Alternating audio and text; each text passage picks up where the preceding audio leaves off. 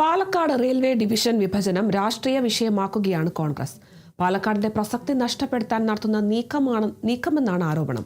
അതേസമയം ഈ വിഷയം കേരളത്തിനെ ബാധിക്കില്ല എന്നാണ് BJP നേതാക്കൾ പറയുന്നത്. കാണാം സ്പെഷ്യൽ റെസ്പോൺസ്.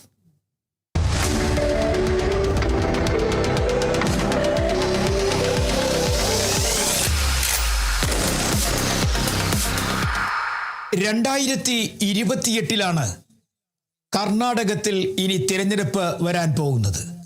അതായത് കർണാടക നിയമസഭയിലേക്കുള്ള തിരഞ്ഞെടുപ്പ് ഇനി 2028. നിലവിലെ സാഹചര്യത്തിൽ ശിഥിലമായ അവസ്ഥയിലാണ് BJP ഇപ്പോൾ കർണാടകത്തിൽ. അവർക്ക് അതുകൊണ്ട് തന്നെ നിലനിൽപ്പിന്റെ രാഷ്ട്രീയം കളിക്കണം. അതിൻ്റെ ഭാഗമായിട്ടാണ് ഇപ്പോൾ ആദ്യം റെയിൽവേയിൽ തന്നെ തുടങ്ങുന്നത്. അതിൻ്റെ ഭാഗമായിട്ടാണ് പാലക്കാട് റെയിൽവേ ഡിവിഷൻ വീണ്ടും വിഭജിക്കുന്നതിന് വേണ്ടി തയ്യാറെടുക്കുന്നത്.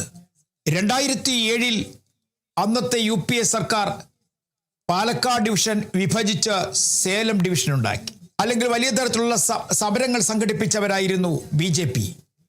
ഇന്ന് അതേ BJP തന്നെ പാലക്കാട് ഡിവിഷൻ വീണ്ടും വിഭജിക്കുകയാണ്.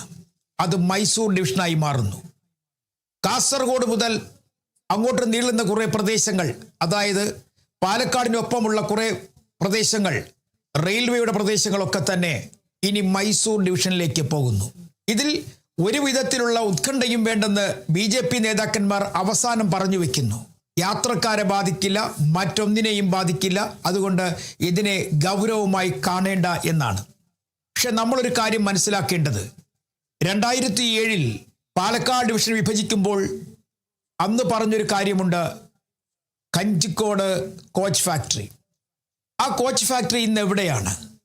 അതിൻ്റെ പ്രവർത്തനങ്ങൾ തുടങ്ങുമെന്ന് പറഞ്ഞിട്ട് ഇപ്പോൾ അത് നിർത്തിവെച്ചു. അത്തരമൊരു ഫാക്ടറിയുടെ ആവശ്യം ഇല്ല എന്ന് റെയിൽവേ തന്നെ പറയുന്നു. അത്യാവശ്യം കോച്ചുകൾ മറ്റു സ്ഥലങ്ങളിൽ നിർമ്മിക്കുന്നത് കൊണ്ട് തന്നെ കഞ്ചിക്കോട് കോച്ച് ഫാക്ടറി എന്ന് പറയുന്നത് നിർത്തുന്നു എന്ന് പറയുന്നു. അന്ന് പാലക്കാട് വിഭജിച്ചപ്പോൾ കേരളത്തിന് തന്നത് ഒരു കോച്ച് ഫാക്ടറി ആണെങ്കിൽ ഇപ്പോൾ BJP സർക്കാർ വീണ്ടും പറയുന്നു ഒരു പ്രശ്നവും ഉണ്ടാകില്ല, യാത്രക്കാർക്ക് ബുദ്ധിമുട്ടുണ്ടാകില്ല, പാലക്കാട് ഡിവിഷന് കുറച്ചുകൂടി നേട്ടങ്ങളുണ്ടാകും, അതുകൊണ്ട് പുതിയ ഡിവിഷൻ വരുന്നു, അത് മൈസൂർ കേന്ദ്രീകരിച്ച് ഡിവിഷൻ വരിക എന്ന് പറയുമ്പോൾ മംഗലപുരം ജംഗ്ഷനും മംഗലപുരം സെൻട്രലുമൊക്കെ അടങ്ങുന്ന റെയിൽവേ സ്റ്റേഷനുകൾ, അത് മാത്രവുമല്ല കാസർഗോഡിൻ്റെ പ്രധാനപ്പെട്ട മഞ്ചേശ്വരം ഉൾപ്പെടെയുള്ള റെയിൽവേ സ്റ്റേഷനുകൾ, ഈ റെയിൽവേ സ്റ്റേഷനിലൊക്കെ തന്നെ റെയിൽവേക്ക് ഉള്ള ഭൂമി, അതിനും അപ്പുറത്തേക്ക് 1100 കോടി രൂപയാണ് പ്രതിവർഷ വരുമാനം പാലക്കാട് ഡിവിഷനിൽ നിന്നുള്ളത്.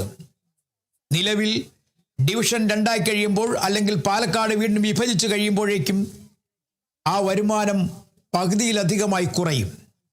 അതോടുകൂടി വരുമാനമില്ലാത്ത റെയിൽവേ ഡിവിഷനുകളെ തിരക്കി ഒരു വികസനവും എത്തുന്ന പതിവില്ല. അത് സ്വാഭാവികമാണ് എന്ന് തന്നെ പറയാൻ കഴിയും.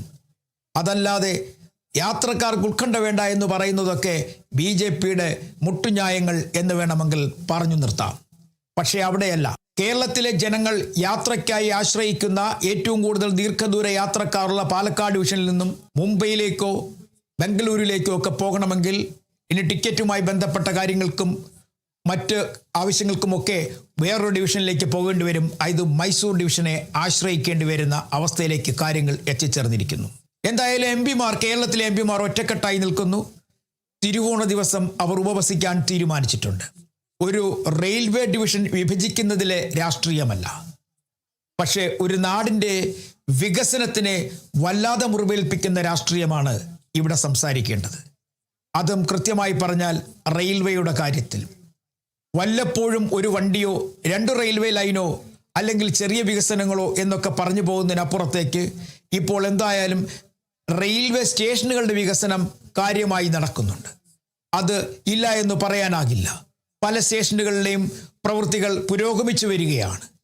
അതിനിടയിലാണ് ഇപ്പോൾ ഈ പാലക്കാട് ഡിവിഷൻ 2 അല്ലെങ്കിൽ അത് വിഭജിച്ച് മൈസൂരിലേക്ക് പോകാൻ തീരുമാനിച്ചിരിക്കുന്നു.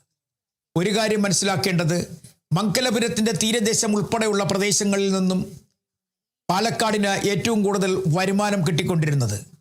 ആ പ്രദേശങ്ങളെയെല്ലാം മാറ്റിക്കൊണ്ടാണ് ഒരു മൈസൂർ ഡിവിഷൻ വരുന്നത്. മാത്രവുമല്ല, അന്ന് കേരളത്തിലെ എംപിമാർ പറഞ്ഞൊരു പ്രധാനപ്പെട്ട കാര്യമുണ്ടായിരുന്നു. കാസർഗോഡ് ജില്ലയിലെ മഞ്ചേശ്വരം ഉൾപ്പെടെയുള്ള പ്രദേശങ്ങൾ ആ റെയിൽവേ ലൈനുകളൊക്കെ കേന്ദ്രീകരിച്ചുകൊണ്ട്, റെയിൽവേയുടെ വസ്തുക്കൾ കേന്ദ്രീകരിച്ചുകൊണ്ട് ഒരു സാറ്റലൈറ്റ് സ്റ്റേഷൻ തുടങ്ങണമെന്ന്. പക്ഷേ അതും യാഥാർത്ഥ്യമായില്ല. കേരളത്തിലെ റെയിൽവേ ലൈനുകളുടെ വികസനമോ അതിനുമപ്പുറം റെയിൽവേ സ്റ്റേഷനുകളുടെ വികസനമോ അല്ല. ഏറ്റവും കൂടുതൽ യാത്രക്കാർ ഇന്ന് കേരളത്തിൽ ആശ്രയിക്കുന്നത് ട്രെയിനുകളെയാണ്. പല ട്രെയിനുകളിലും നിറഞ്ഞാണ് ആളുകൾ പോകുന്നത്. സാധാരണ ജനറൽ കമ്പാർട്ട്മെൻറ്റുകളിൽ പോലും ആളുകൾക്ക് കടന്നുകൂടാൻ കഴിയാത്ത തരത്തിലാണ് അവധി ദിവസങ്ങളിൽ യാത്രക്കാരുടെ യാത്ര. അത്രയധികം ബുദ്ധിമുട്ടാണ്. അതിനിടയിലാണ് പാലക്കാട് ഡിവിഷൻ വിഭജിക്കുന്നത്. അങ്ങനെ വിഭജനം ഉണ്ടായിക്കഴിഞ്ഞാൽ നിലവിലെ സാഹചര്യത്തിൽ നമുക്ക് ലഭിക്കുന്ന ഉള്ള വണ്ടികൾ കൂടി മറ്റൊരു ഡിവിഷനിലേക്ക് മാറപ്പെടുന്നു. ഒരു അടിയന്തര ഘട്ടത്തിൽ കേന്ദ്ര സർക്കാരിൻ്റെയോ റെയിൽവേയുടെയൊക്കെ നിർദ്ദേശപ്രകാരം ഒരു ട്രെയിൻ ഓടണമെന്നുണ്ടെങ്കിൽ ഇനി മൈസൂർ ഡിവിഷനെ ആശ്രയിക്കേണ്ട തരത്തിലേക്ക് കാര്യങ്ങൾ പോകും. റെയിൽവേ ടിക്കറ്റ് ബുക്കിംഗ് പോലും മൈസൂർ ഡിവിഷനിലേക്ക് മാറപ്പെടും. അത്തരത്തിലുള്ളൊരു നീക്കം വരുന്നു. ഇതിൻ്റെ പിന്നിൽ BJPയുടെ കൃത്യമായ രാഷ്ട്രീയ കണ്ണുണ്ട്. അതും കർണാടകത്തിൽ വരാൻ പോകുന്ന തെരഞ്ഞെടുപ്പ് തന്നെയാണ്. BJPക്ക് അവിടെ ഇനി പുതിയ തന്ത്രങ്ങൾ മെനഞ്ഞ് മുന്നോട്ട് പോകാനാവുകയുള്ളൂ. കാരണം കോൺഗ്രസ് അത്ര കണ്ട് വലിയ തരത്തിൽ ശക്തി പ്രാപിച്ചുകൊണ്ടേ ഇരിക്കുകയാണ്. ഭരണപരമായ നേട്ടങ്ങൾക്കപ്പുറം കോൺഗ്രസ് പലയിടങ്ങളിലും BJPയുടെ ശക്തി കേന്ദ്രങ്ങളിലൊക്കെ തന്നെ അവരവരുടെ മേധാവിത്വം നേടി മുന്നോട്ട് പോകുന്നൊരു കാഴ്ചയുമുണ്ട്. അതുകൊണ്ടാണ് കണ്ണിൽ പൊടിയിടുന്നത് പോലെ മൈസൂർ ഡിവിഷൻ എന്ന് പറയുന്ന ഒരു പുതിയ റെയിൽവേ ഡിവിഷൻ, അതായത് റെയിൽവേയുടെ വികസനം പറഞ്ഞുകൊണ്ട് തെക്കൻ കന്നഡത്തിൽ നിന്ന് തുടങ്ങാൻ BJP ഈ ഡിവിഷൻ വിഭജനത്തിലേക്ക് എത്തിയിരിക്കുന്നത്. കർണാടകയെ സംബന്ധിച്ചിടത്തോളം ഇത്തരത്തിലൊരു പദ്ധതി പ്രഖ്യാപിച്ചു കഴിഞ്ഞാൽ അതിൽ നിന്ന് കേന്ദ്രത്തിന് ഒരിക്കൽ പോലും പിന്മാറാൻ അവർ അനുവദിക്കത്തില്ല. വൈകാരിക വിഷയമായി അവർ ഇതിനെ കാണും, പ്രശ്നങ്ങൾ ഉയർത്തും. നമ്മൾ കാണുന്നതാണ് കാവേരി പ്രശ്നം. അതുപോലെ തന്നെ ഇതും ഒരു വൈകാരിക പ്രശ്നമായി തന്നെ കന്നഡയിൽ നിന്നുള്ള ആളുകൾ ഇതിനെ കാണും. അതുകൊണ്ട് തന്നെ ഇതിൻ്റെ വൈകാരിക പ്രശ്നങ്ങൾ, അതിൻ്റെ തലങ്ങളൊക്കെ മാറപ്പെടാം. എന്തായാലും അർദ്ധരാത്രിയിൽ ഉത്തരവിറക്കി തയ്യാറെടുക്കുകയായിരുന്നു കേന്ദ്രം എന്ന് വേണമെങ്കിൽ പറയാം. എന്നിട്ട് ആരും അറിഞ്ഞില്ല എന്ന മട്ടിലാണ് പല നേതാക്കന്മാരും സംസാരിക്കുന്നത്. നിലവിൽ കർണാടക പിടിച്ചെടുക്കണമെന്ന കേന്ദ്രത്തിൻ്റെ ബുദ്ധി അതിപ്പോൾ സംസ്ഥാന നേതാക്കളിലൂടെ എത്തിയതോടെയാണ് സംസ്ഥാന നേതാക്കളും മലക്കം മറിഞ്ഞിരിക്കുന്നത്. യാത്രക്കാർക്ക് ഇങ്ങനെ വിഭജനം കൊണ്ട് ബുദ്ധിമുട്ടുണ്ടാകില്ല എന്ന്. രാഷ്ട്രീയത്തിൻ്റെ പേരിലാണ്, അല്ലാതെ വികസനത്തിൻ്റെ പേരിലല്ല വിഭജിക്കുന്നത് എന്നതാണ് യാഥാർത്ഥ്യം. കേരളത്തെ സംബന്ധിച്ചിടത്തോളം വലുതായ ഒരു വികസനവും റെയിൽവേയുടെ ഭാഗത്തു നിന്നുണ്ടാകുന്നില്ല. കേവലം ട്രാക്കുകളും ഒപ്പം തന്നെ കുറേ റെയിൽവേ സ്റ്റേഷനുകളും. എന്നാൽ എത്രയോ കാലമായി കേരളം ആവശ്യപ്പെടുന്നതാണ് ശബരി റെയിൽ പദ്ധതി. അതുപോലും എങ്ങും എത്തിയിട്ടില്ല. പക്ഷേ അതിനുമപ്പുറം കേന്ദ്ര സർക്കാർ ഇപ്പോൾ ആലോചിക്കുന്നത് ഉള്ള ഡിവിഷനുകൾ കൂടി വിഭജിച്ച് ഇല്ലാതാക്കി കേരളത്തിൻ്റെ സാധ്യതകൾക്ക് മങ്ങലേൽപ്പിക്കുന്ന തരത്തിലുള്ള നീക്കങ്ങളാണ്.